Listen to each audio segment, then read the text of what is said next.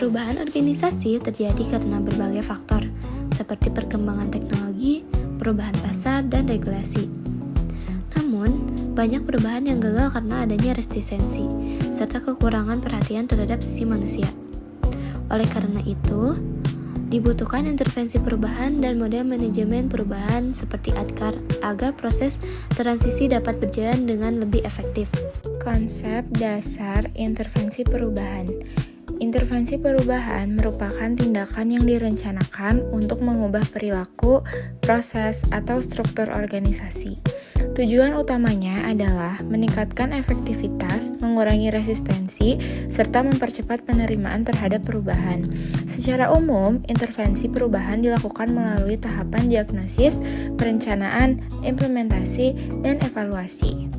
Manajemen perubahan penting karena perubahan tidak hanya berkaitan dengan sistem, tetapi juga dengan manusia.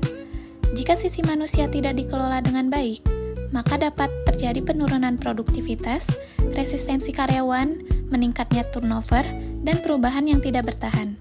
Hal ini menunjukkan bahwa organisasi berubah melalui orang-orang di dalamnya.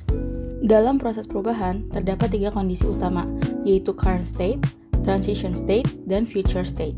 Current state adalah kondisi saat ini, transition state merupakan proses peralihan, dan future state adalah kondisi baru yang ingin dicapai. Keberhasilan perubahan bergantung pada kemampuan individu untuk berpindah dari kondisi sekarang menuju kondisi masa depan. Model ADKAR merupakan model manajemen perubahan yang berfokus pada individu. ADKAR terdiri dari 5 tahap, yaitu awareness, desire, knowledge, ability, dan reinforcement. Model ini membantu organisasi mengidentifikasi hambatan perubahan pada level individu, sehingga perubahan dapat dikelola dengan lebih efektif. Intervensi perubahan digunakan untuk memenuhi kebutuhan pada setiap tahap ADKAR.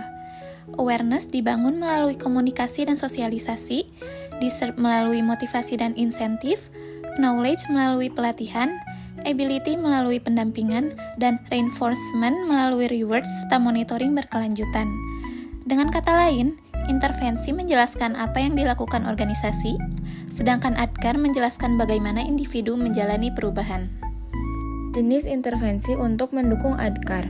Beberapa contoh intervensi yang dapat dilakukan antara lain intervensi preventif melalui sosialisasi risiko, intervensi pendidikan melalui pelatihan, intervensi sosial atau organisasi seperti kerja tim, serta intervensi reinforcement melalui penghargaan dan feedback rutin. Intervensi dipilih sesuai dengan kebutuhan dan gap ADKAR yang ada di dalam organisasi. Sebagai kesimpulan, keberhasilan perubahan organisasi membutuhkan pendekatan sistematis melalui intervensi perubahan dan pendekatan manusia melalui model ADKAR.